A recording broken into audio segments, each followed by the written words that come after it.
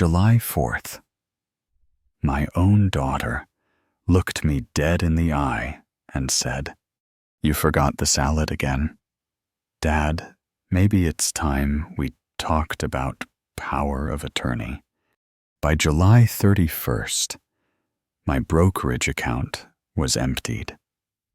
The deed to my house was reassigned, and my name legally tied up in a trust I didn't even know existed.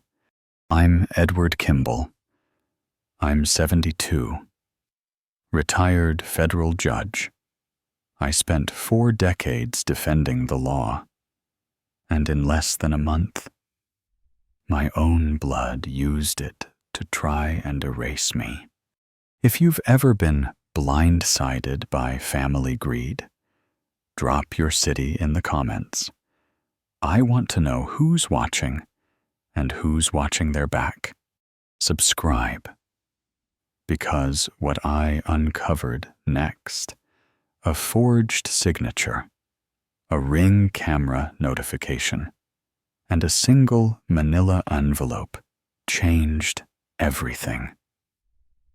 You're probably wondering, how does a man like me, educated, cautious, who spent a lifetime reading contracts line by line, fall into a trap that was hiding in plain sight? The answer's simple. I trusted the wrong person, and I ignored the signs because I thought I was being a good father. I wasn't born into wealth. I built it, one case, one ruling, one sleepless night at a time. After my wife died, I raised Veronica on my own. Everything I had, every dollar, every stock, every square inch of that house was for her. No nannies, no shortcuts, just law books, cold coffee, and one constant mission: protect the people I love. Funny how the ones you protect the longest learn exactly how to hurt you the fastest.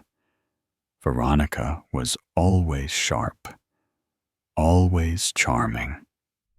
Homecoming queen, top 10% of her class. The kind of girl who made teachers call home just to say how polite she was. But beneath the polish entitlement, she never once paid her own credit card bill, never thanked me for the down payment on her Manhattan condo. And every Christmas, every birthday came with one question: is the trust ready? Yet, I should have seen it in the way she talked about my legacy, like it was an asset to be transferred, not a life to be respected. I should have paid more attention the day she asked for a quick signature before heading to her yoga retreat, or the night I got a Ring alert at 2:13 a.m. and figured it was just a raccoon. But the truth is, when someone's been chipping away at your mind long enough, you don't even notice the cracks until you fall through one. Because by the time the 4th of July barbecue rolled around, Veronica had already transferred the deed, altered my Medicare login, and replaced my medication with sugar pills, all while smiling in front of the neighbors and live streaming it with a hashtag that said, Elder Care Journey. She didn't want to help me. She wanted to replace me before I even stopped breathing. And what she didn't know was that I had one last move left. Looking back now, it wasn't one moment. It was a pattern, a quiet erosion of trust that took place over decades on birthdays, at graduations, during late-night phone calls when she just needed advice. I wasn't just a father. I was a bank, an emergency contact, a fallback plan she kept in her pocket like a spare key, and I handed her the tools to do it. You see, I built a life of structure, discipline, sacrifice. As a federal judge, I gave everything to the system, long hours, impossible cases, zero shortcuts. When my wife got sick, I stepped down early, took care of her myself, cooked her meals, drove her to chemo, held her hand while she slept. Veronica was 17 then, old enough to help. But she had college applications and couldn't miss debate practice. She'd call in every now and then. Need anything? Dad. But the next breath was always about her tuition deadlines, rent increases, a roommate who wouldn't, Venmo her on time, and still I paid every invoice, wrote every check, missed every vacation I ever planned. She was my only child. Of course, I covered her first car, her first apartment, even the wedding to Steve, the man who now calls himself a crypto liquidity strategist and hasn't worked a W-2 job in 7 years. They had a rooftop ceremony, lavender cake, an open bar I funded, but wasn't invited to plan. Dad, you wouldn't get the vibe, she said. I paid the DJ bill anyway. That's what you do. Right. When you love someone. When you're trying to stay connected. But there were always clues. Little signs that she saw me less as a father and more as a holding account. She once said, "You worked hard, so I wouldn't have to." That's the point of generational wealth. Right? No. The point was that she'd never feel what I felt, the cold grip of poverty, the humiliation of pawning your watch to make rent. But instead of gratitude, she developed an expectation. The contrast hit me hardest during the holidays. Thanksgiving 2020, I made a full dinner. Turkey, stuffing, pecan pie. She showed up an hour late, took a selfie with the table, and left before dessert. Steve's got a podcast interview. She said, "We'll FaceTime later." They never did. That night, I ate the pie alone and transferred another $8,000 to cover her credit card. She said it was for dental work. Later, I saw the receipt, Chanel, Beverly Hills. Still, I made excuses. She's young. She'll grow up. She just needs stability. So I gave her more. A $400K trust fund, unlocked at age 30. A co-signed mortgage, medical insurance on my plan until 35. Every time I added her name to something, a document, a deed, a digital login, I told myself I was empowering her.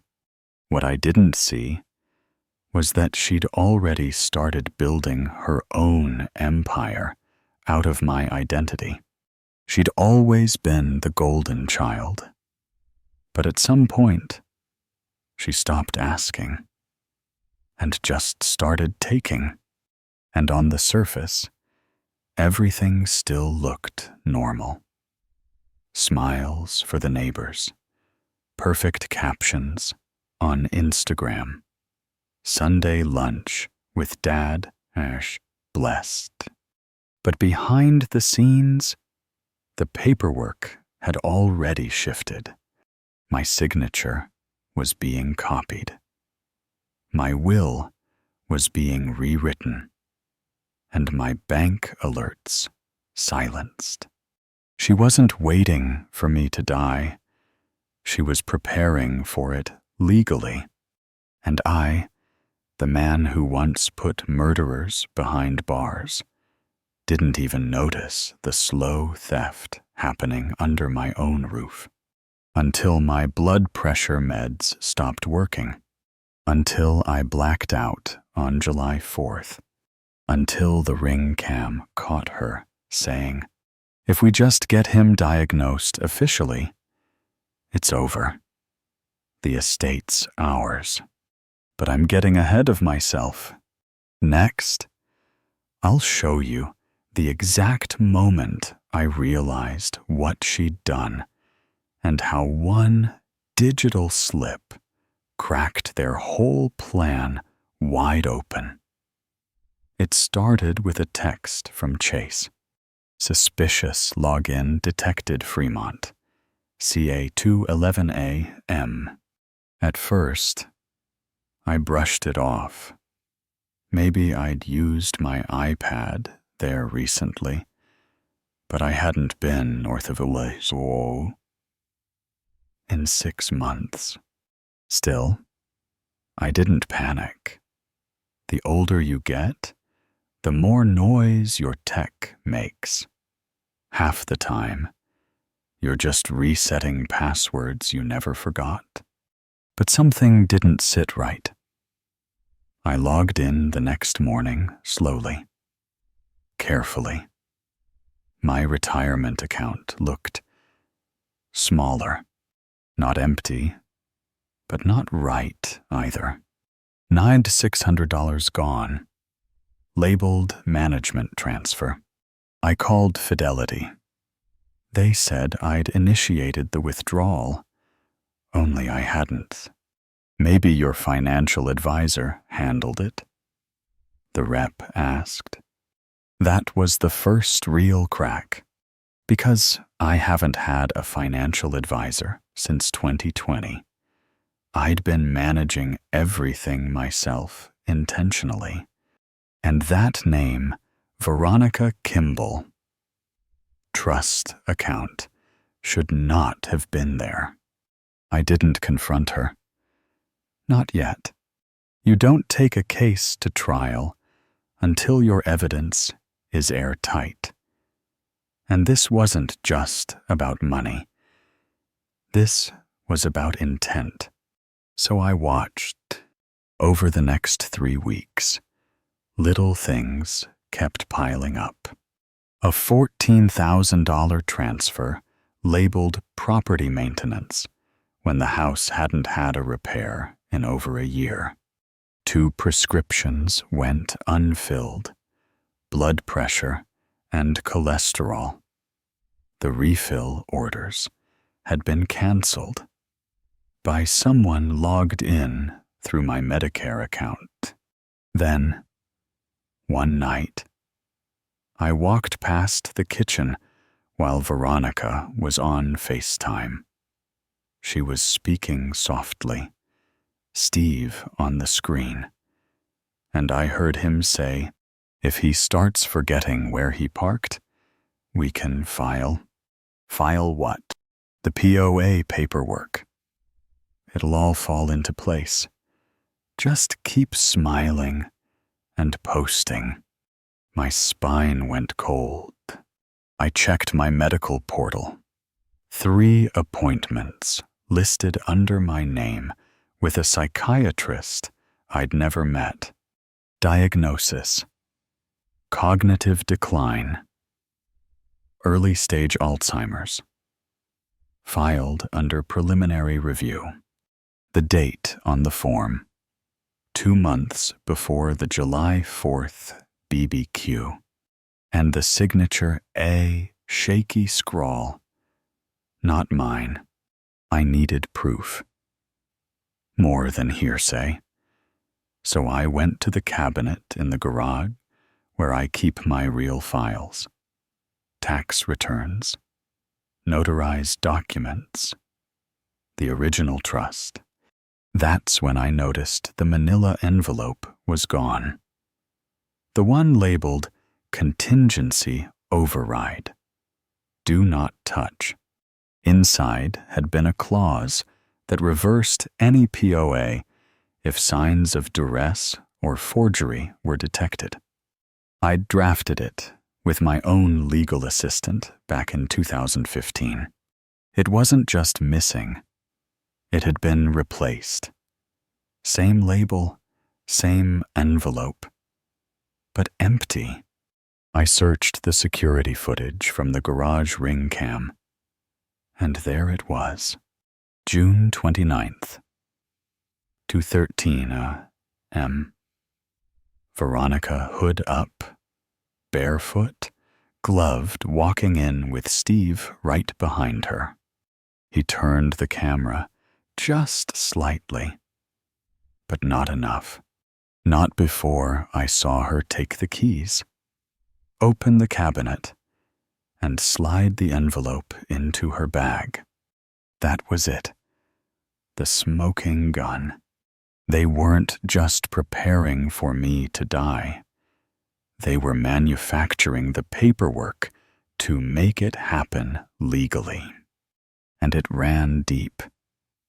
Because when I called my old attorney, the one who'd notarized all my docs for 20 years, she hesitated. It was Veronica who brought them in. Said you had arthritis. Said you couldn't hold the pen steady anymore. I could hear the guilt in her voice. She showed me a doctor's note. I didn't question it. That's when I knew. I was up against more than just family betrayal.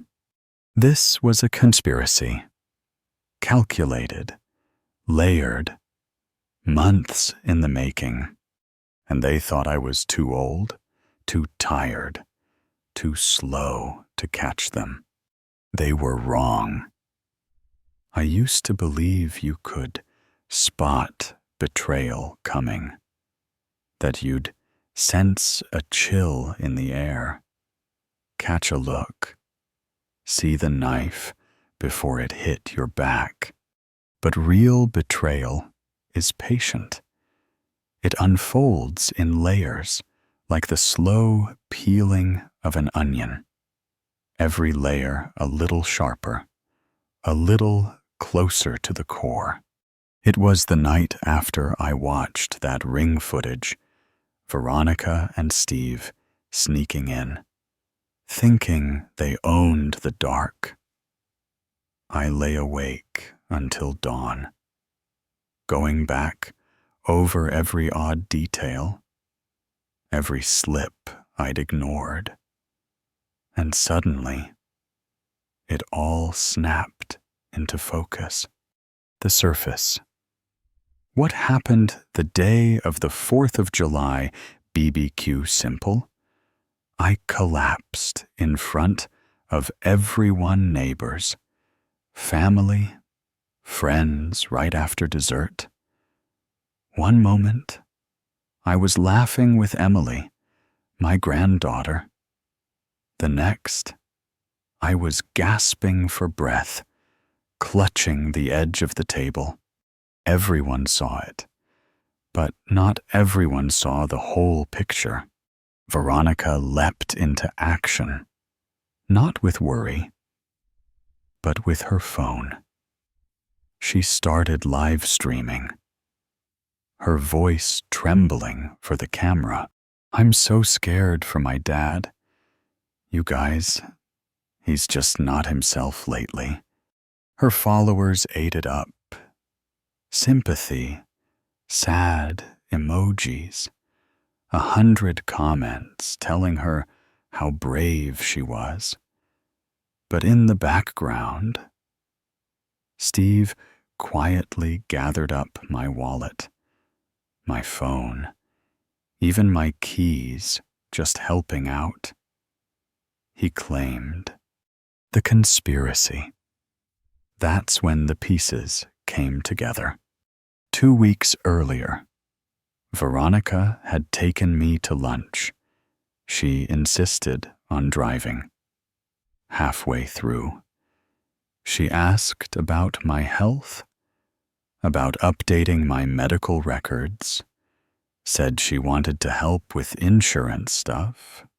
She slid a stack of papers across the table, buried among them a power of attorney, a new living will, a HIPAA release, all standard forms. She said. She pointed to the signature line, pen already uncapped. I'd signed so many things for her over the years, but this time, the date was already filled in her handwriting. I remembered a month before that, when Aunt Cheryl, my late wife's sister, called out of the blue. She wanted to check in, she said. We hadn't spoken in years, but suddenly she was full of concern for my well-being, asking if I'd updated my contingency plans. Later, I found out she'd been messaging Veronica nonstop, feeding her tips about how to freeze an elderly relative's accounts for their own protection. She even sent a list of local psychiatrists willing to do virtual consults. It all felt like support, but it was a setup. The timeline. With every sleepless hour, I replayed the past year, the little changes, the random paperwork, the gentle prodding, all the times I'd felt a little more tired, a little more isolated. After my mild stroke last spring, Veronica moved fast. She convinced my doctor I was having memory problems.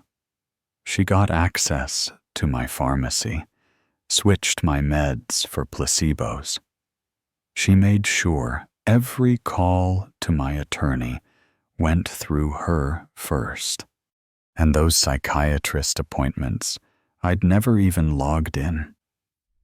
She had a friend on the inside, billing under my name, fabricating evaluations. Every record built a narrative of decline. Every form, every login, every missing envelope. Then, the moment it all connected, sitting in my study, surrounded by the smell of old legal paper, I opened the safe deposit box.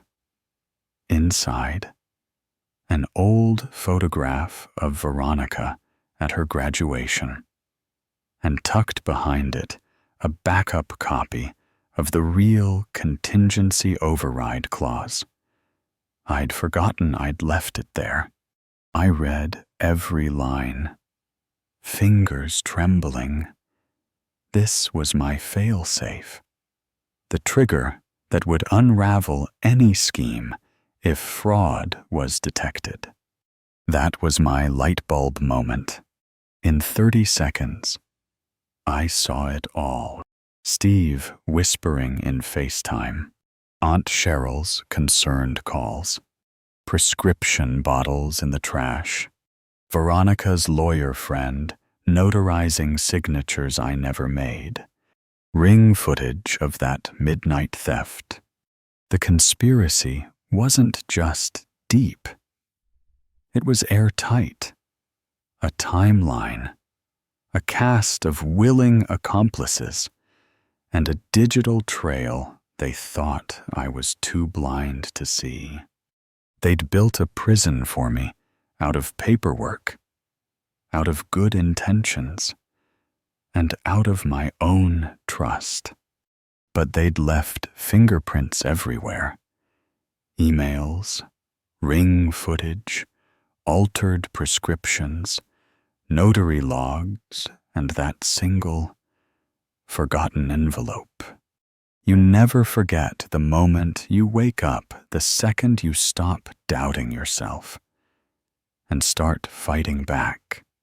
That night, I sat at my desk, my heart pounding, and knew exactly what I had to do. It was time to turn their own plan against them. Time to hit back calm, precise, relentless. They wanted me powerless, but they'd just reminded me who I really was. A judge, a survivor, and now a man with nothing left to lose. I didn't shout, didn't threaten, didn't call a single family meeting. No, I handled it the way I handled every courtroom ambush for 40 years, with facts, with silence, and with timing. First, I called in a few favors. I started with Brian, my old clerk, now a lead investigator for the California Elder Abuse Task Force. I asked him for a quiet review. Look for anything off in my financials, anything unusual after May. Brian didn't hesitate. 2 hours later, I had a spreadsheet, flagged transfers, deleted messages, even the IP addresses used for login. Every breadcrumb led back to Veronica and Steve. Next was my neighbor Susan. She's a notary, semi-retired, and still sharp as a tack.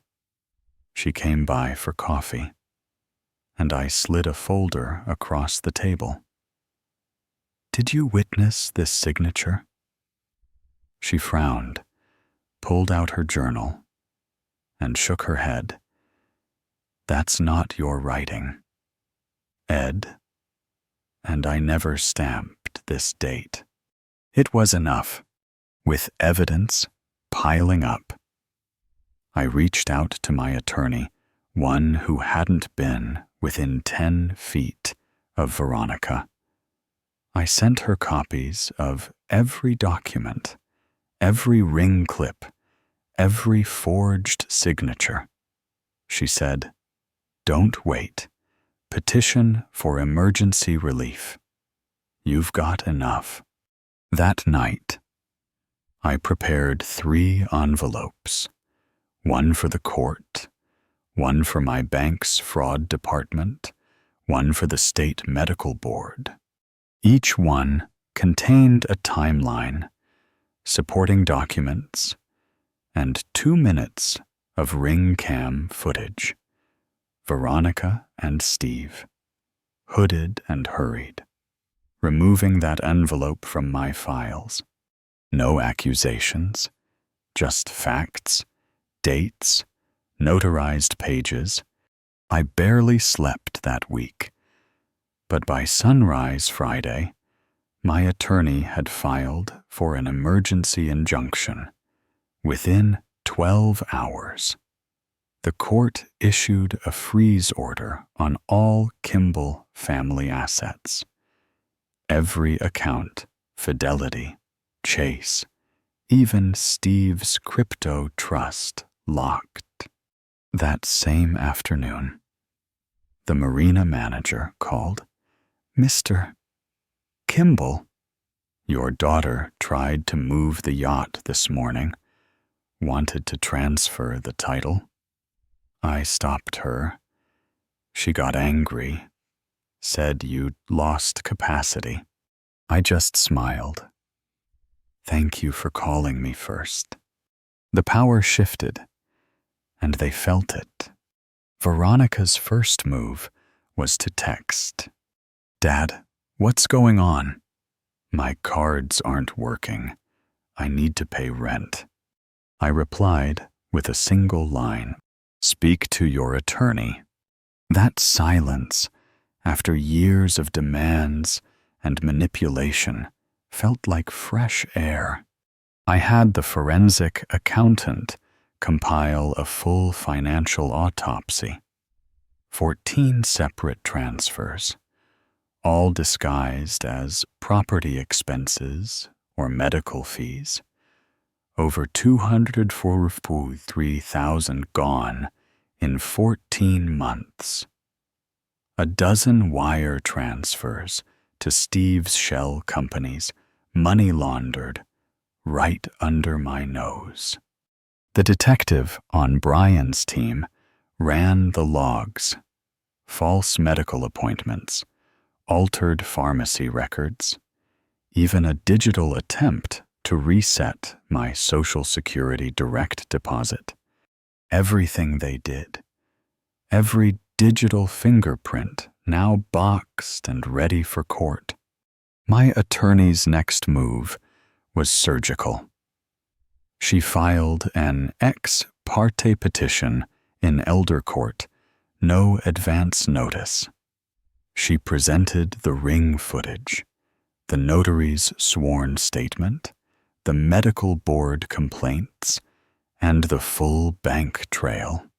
The judge issued an emergency suspension of Veronica's power of attorney, ordered her to appear within 72 hours, and froze her access to all accounts pending investigation.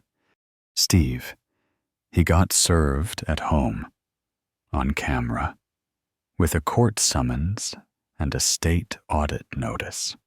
I watched all this unfold from my living room, sitting in the same chair where I used to sign checks for Veronica's birthdays. I didn't rage, didn't gloat. I just breathed for the first time in months. Calm, measured, focused. This wasn't about revenge for its own sake. It was about restoring my name, my dignity, my sense of safety. I let the system I'd devoted my life to do its work. That's the thing about trust when you weaponize it. You're always sure no one will fight back. But when you push someone with nothing left to lose, you force them to remember what they're truly capable of. And I was just getting started. The reckoning came fast. Court day. Veronica and Steve stood silent as my lawyer laid out every document, every clip, every transfer. The judge's decision was swift restitution order for $5 million, their accounts frozen, and their names barred from every fiduciary role in my estate. Steve was hit with a tax audit and sentenced to hundreds of hours of public service right at the same marina where he tried to steal my yacht. The fallout didn't end there. Veronica's influencer agency saw the viral ring footage and fired her. Neighbors whispered. Family friends vanished. Veronica sent me a voice memo. Her tone broken. You ruined us. Dad, I listened, then deleted it. No anger, just relief. I'd taken back my name, my future, my peace. But the story wasn't finished yet. 6 months later. I wake up in a quieter house, sunlight spilling through the windows. My granddaughter Emily visits every week. We cook, we laugh, we talk about the future. I've rewritten my will, leaving my estate to the local hospital and to Emily, the one person who always believed in me. The old yacht donated to veterans who need it more than I ever did. Sometimes I still hear from Veronica, but I don't answer. I've chosen peace, chosen boundaries, for the first time in years. I breathe easy. If you've ever had to pick between family and your own sanity, choose yourself. Your instincts matter more than anyone else's denial. Would you have pressed charges if you were me? Tell me in the comments. And if this story hit close to home, subscribe, because sometimes the only justice that lasts is the justice you make for yourself.